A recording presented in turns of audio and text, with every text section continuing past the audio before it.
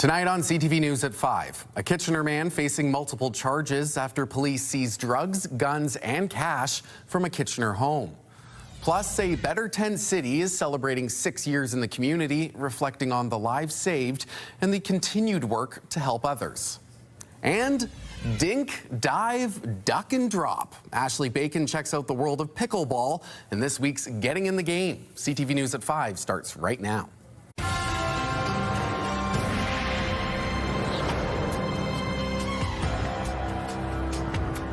Good afternoon and thank you for joining us. First at 5, Waterloo Regional Police have laid multiple charges after seizing drugs, guns, and cash from a Kitchener home. A search warrant of a home in the Blockline Road and Homer Watson area discovered 2 guns, suspected fentanyl, and other drugs, along with $36,000 in cash. Police say one of the guns was reported stolen. A 32-year-old Kitchener man was arrested and charged with a long list of drugs and weapons charges. An investigation into suspicious imports has led to the discovery of an illicit drug lab just outside of Norwich. Royal Canadian Mounted Police say shipments were flagged by the Canada Border Services Agency in November. The shipments were addressed to a 41-year-old from Delhi and a business named Cam Valley Farms. A search warrant was carried out on January 24th. Officers found $300,000 worth of suspected GHB, as well as 39 kilograms of controlled precursors, lab equipment, chemical glassware, and approximately 1,000 kilograms of chemicals that could be used to produce up to $9 million worth of drugs. The man now faces several controlled substances charges. There's been a delay at the trial of Elfgard Outred, charged with second-degree murder in the death of her husband, Gordon Outred. Jurors this afternoon were expected to hear the start of closing arguments. Instead, the judge told them something sudden and unexpected came up. That prevented Elfgard's lawyer from attending court. Jurors have been asked to return tomorrow for closing arguments from the Crown and defense. After that, the judge will charge the jurors, and it's anticipated they will start their deliberations on Friday.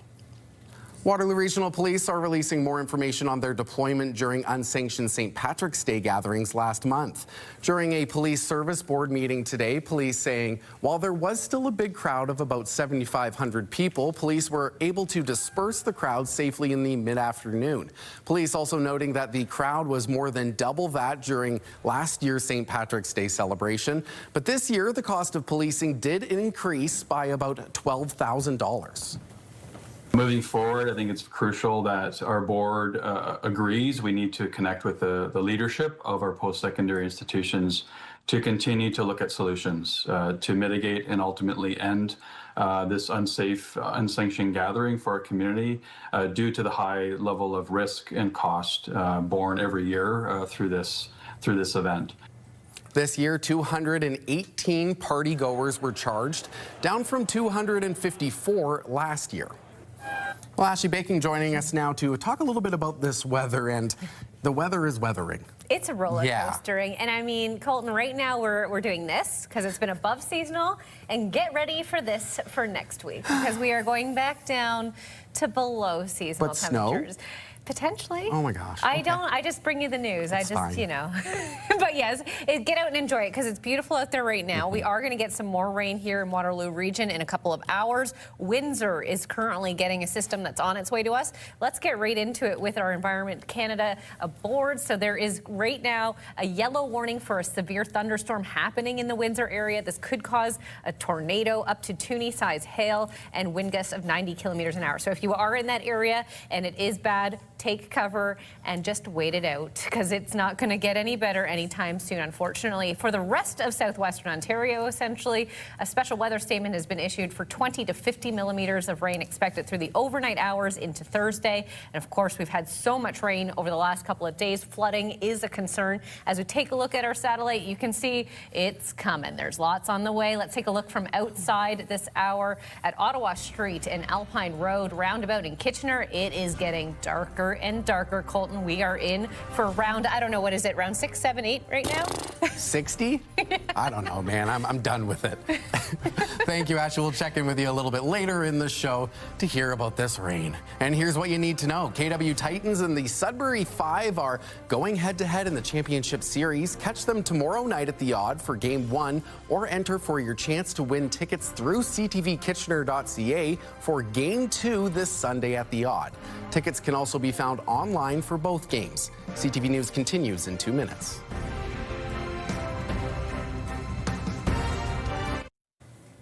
Well, a word of warning from the OPP Highway Safety Division this afternoon as many drivers are switching their winter tires.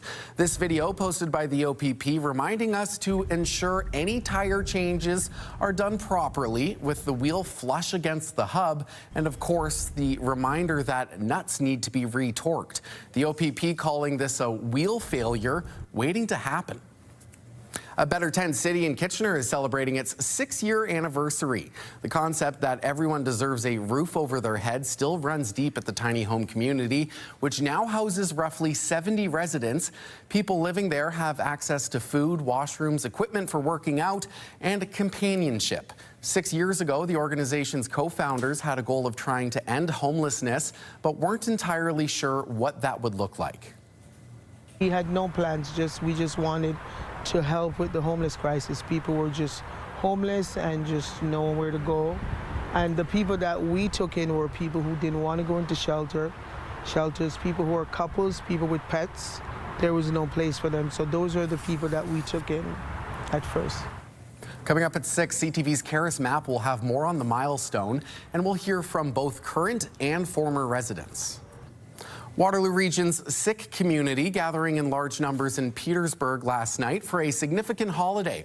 As CTV's Spencer Turcott tells us, it was also an opportunity to open the doors to the wider community. From prayer to song and traditional cuisine, signs of Vaisakhi celebrations at the Golden Triangle Sikh Association's Gurdwara in Petersburg. Mostly Sikhs, they celebrate the creation or foundation of Khalsa. This was the order created by 10th Guru of Sikhs. He created Khalsa in order to give us a discrete identity. When it comes to identity, attire is a major component. That's the Khalsa we call in our language, like the Khalsa. So that's the dress which is given to us, like it's a chola, and then the star. Another significance of the holiday is the idea of standing up for equality and helping anyone who may be oppressed. Basically to protect everyone against any odds or defend people who are weak. While hundreds of Waterloo Region Sikhs showed up on Tuesday, everyone was invited. Everybody is welcomed, not just in the prayer area. We have open langar, which is community service food. And cuisine is a highlight of the holiday. Langar is in any Gurudwara Sahib. Langar is everywhere, 24/7, What time, what day you come, you can have food, It's definitely going to be vegetarian meal.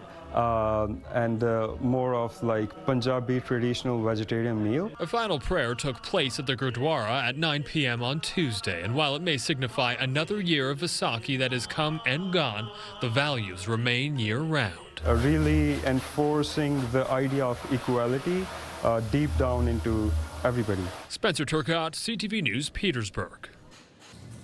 And here's what you need to know. Celebrate Earth Day this weekend at Royal City Nursery. There will be door prizes, free kids activities, vendors, and more, both Saturday and Sunday.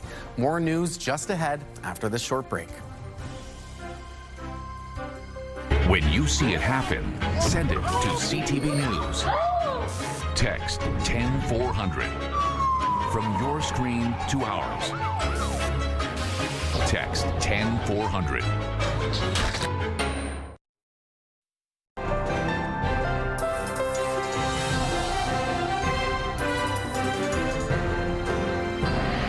Ashley's back, and that means we're going to be talking about rain again. because the rain is in the forecast.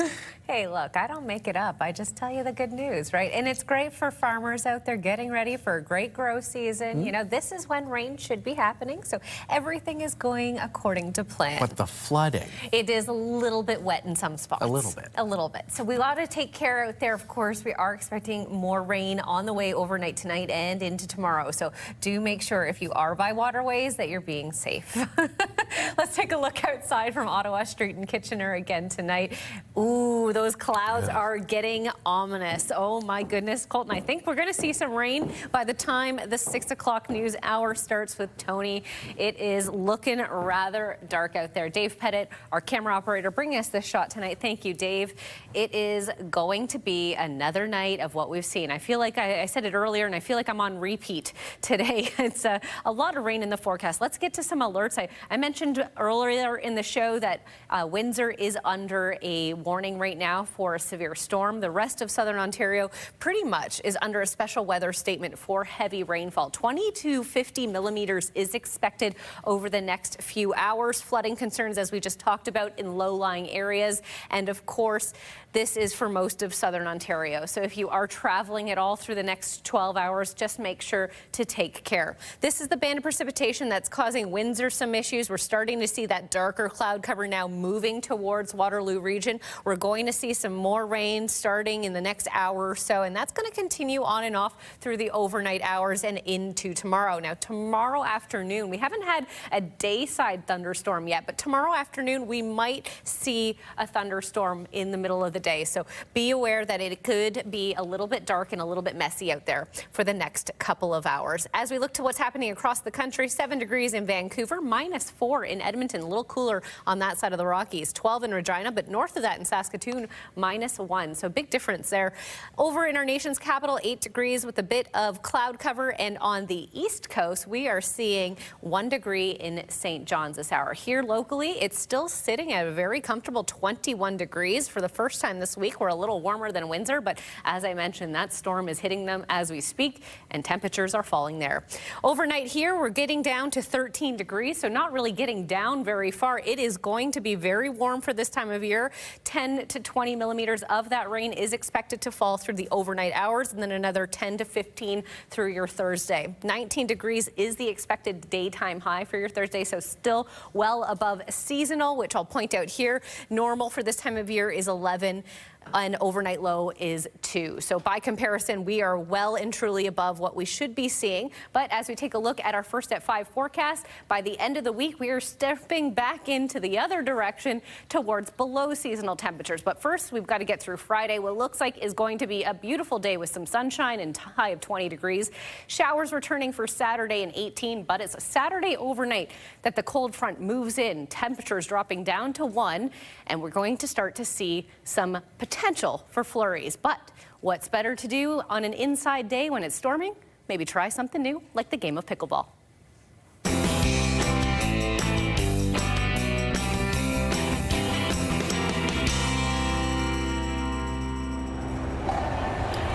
Facility with Corte KW, learning all about pickleball today. Coach Amir, thank you for having us Thanks here. for coming. I'm excited. Tell us a little bit about the game of pickleball. Pickleball is the second fastest growing sport in North America. It's a combination of tennis, squash, and ping pong. It's a great way for you to get to socialize on courts, and all you need is a paddle and a ball. Fantastic. How do you win a game? You play games up to 11, either singles or doubles. Whoever gets to 11 first. If you get to 11, win by 2. It starts with a serve and you play on. All right, well, let's give it a go. All right, Amir, tell us a little bit about how we should start the game and hold the paddle and get going. So actually, you're holding to a paddle, and how to hold on to your paddle, you hold it all the way sideways. So it's called continental or the handshake grip. Oh. And how do you handshake with someone? I want to see you handshake with this grip, and perfect. If you turn this paddle facing up, and what I want to see you next, I'll give you a ball. Okay. What I want to see is to get comfortable around this paddle, get a sense for that ball, and start tapping. Tap, tap, tap, tap, tap, tap. If you can get to 5, that's amazing. So 1, 2, 3, I'm a 4, natural. 5. She's doing well. Perfect. Okay. Not bad. Here you go. Right? Not bad for a first timer. Thank you. What we're going to try next is to get comfortable with your back end. So instead of face up, what we're going to do is to face it down. It's going to be a little uncomfortable to get started with, but Pretty same concept. Tapping that ball up. 5, 4, 3, 2, 1. Try to mix it up now. Oh, now we're getting complicated. Okay. A little less control than Coach Amir, but. No, she's doing well. 10, 9, 8, 7, 6, 5, 4, 3, 2.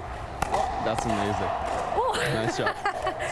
Okay, Coach Amir, if you could tell us a little bit about this next drill, please. All right, he's just walking away from our serve volleys. What we're going to try next that is more game-like, it's 2 players across the net with the net in between. I'll try a basic, simple drill for you to take some forehands and backhands. The difference is that the movement is not up no more, but more forward. You want to make sure that you push that ball forward. Okay. Try to use your body and the paddle to really go down and dig that ball up. Okay. Here you go. Let's try 5 on your forehands. Here you go. 1, bounce, hit.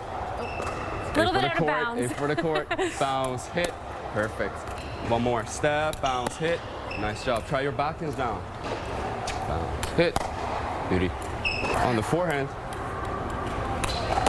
Love. A little too high on that one. One more time. Now, you can't play a game of pickleball without knowing how to serve a pickleball. How do we serve? It's important how to serve. It is important. So, to serve, you always want to make sure that you're serving all the way from, let's say, left side to the right side, so all the way cross court. It's important to get sideways on your body and have the paddle out in front of you to your front foot. You want to keep that swing pretty compact. Okay. You don't want it to over smash it, that would be long. But keep that paddle out in front, bring it pretty back, compact, bring that ball in front of you. It's important that you don't drive this ball, but you rather drop. What we're going to do next, we're going to have it drop, bounce, and hit all the way cross court. One more time. Beautiful. Getting sideways, out in front of you, compact, bring it forward, drop, and bounce all the way up. You want to try it? Yes, please. There you go. That's yours. Thank you. Okay, so left leg out. Bounce, and hit. Bounce. One more time. You're going to be aiming for the court, though. Try to guide it a little. Use your shoulders to guide it all the way. Okay. Oh. One more time. Bounce and drop. Bounce and drop. So Ashley, what we're going to try to do next is to rally some balls back and forth. And what we want to focus on is to keep it in the beige part. And the beige part is called the kitchen or the non-volley zone. The idea is, oopsies, let's try again. The idea is that if me and you are rallying back and forth, I'm not able to step forward in the kitchen and take that ball in the air. It's not fair. So does that not count if it bounces out? No, as I was standing inside the kitchen and taking that ball in the air. Got you. The idea is that if you're standing behind the kitchen, you need to let that ball bounce. So what we're going to do next, bounce and hit. That's it, perfect. So the idea is that for beginners, what you could do is to try to keep that ball as low as possible. Okay. Try to outrun me. That's it, perfect. That's it, 2, bounce, hit. Beauty. Not my miss. Ooh. Watch out for that ball. That was so much fun, Amir. Thank you so much for having us here today. Where can our viewers at home find out more about pickleball? Sure, thanks for coming out. You can find us on courtatecanada.ca, on Instagram, and courtakw.com for our website. Fantastic. Thank you so much for having us. Cheers.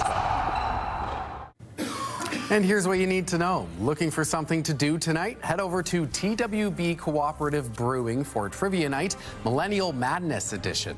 Tickets are $12. Doors open at 6:30. CTV News at 5 continues after this. Bounce 99.5 has the music you just can't quit. Home of Bounce Mornings with Angie Hill and Sarge. KW's Bounce 99.5. Listen on the free iHeartRadio app. In tonight's Digital Dive, it's official. You can crack a cold one in a provincial park outside of your campsite. The province says park users will not receive tickets or fines for responsibly consuming alcohol in permitted areas outside of individual campsites. Existing rules will still apply for unsafe or unlawful behavior, including public intoxication or underage drinking. Our online team has you covered. With more information, just scan the QR code in the corner of your screen or go to ctvnewskitchener.ca.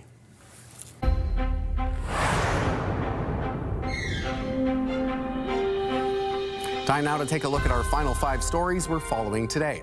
New research suggests Canada's aging population is starting to downsize, which could mean more opportunities for younger buyers. RE/MAX Canada says data suggests a long-term downsizing wave is coming to the country's housing market. However, surveys findings suggest the shift will happen gradually due to limited availability of suitable homes for people to move into. RE/MAX says 65% of people aged 65 or older are reporting low or no availability of smaller homes in their communities. Halton Regional Police are warning parents of elementary and high school students about the so-called Assassins game. They say the game is played in the spring and typically involves pretending to hunt each other with water guns or Nerf-style toys. Officers say some of the toy guns can closely resemble real firearms, which has prompted calls to police from concerned citizens. Police are discouraging the game and are asking parents and guardians to talk to their kids about the risks. Sunwing Vacations Group is extending its suspensions of operations to Cuba for the summer. The move will apply to Sunwing WestJet Vacations and WestJet Vacations Quebec. They canceled them from June 20th to October 9th for all departure cities and airports. Customers who have made a group booking will be contacted to review their options. Canada's major airlines scaled back service to Cuba in February amid shortages of aviation fuel caused by a U.S. energy blockade. The company says it will continue to monitor the situation in Cuba. The Kitchener Rangers taking a stranglehold on their second-round series with the Sioux Greyhounds last night. Dylan Edwards potting a hat trick for Kitchener, including the winning goal. Here's a giveaway in the Greyhound zone. Edwards scores! Edwards just threw it to the net. It hits the leg and goes in, and Edwards skates right by the Greyhound bench and parks himself there for the celebration. Not the prettiest, but it's a goal. The Rangers winning Game 3, 4-3 over the Sioux. So Kitchener now taking a 3-zip lead in the best-of-7 series. The Blue Shirts can finish off the Greyhounds and advance to the Western Conference Final with a win in Game 4 Thursday night in the Sioux. And the Brantford Bulldogs were supposed to play their Game 4 in North Bay last night, but the OHL postponed the game because of severe flooding. This is what it looked like yesterday in town. City officials saying localized flooding closed nearby streets and there was limited access to the arena, creating concerns for emergency vehicle access and for the crowds who would have been attending the game. Game 4 is now set to be played tonight in North Bay. Well, it could be something to tune into tonight. I know we're not in North Bay, but if you can tune into it, it would be a good game to watch. See if the Brantford Bulldogs can pull off Game 4. That's our time. Thanks for watching. We'll have more local news at 6 o'clock. But first, here's CTV National News.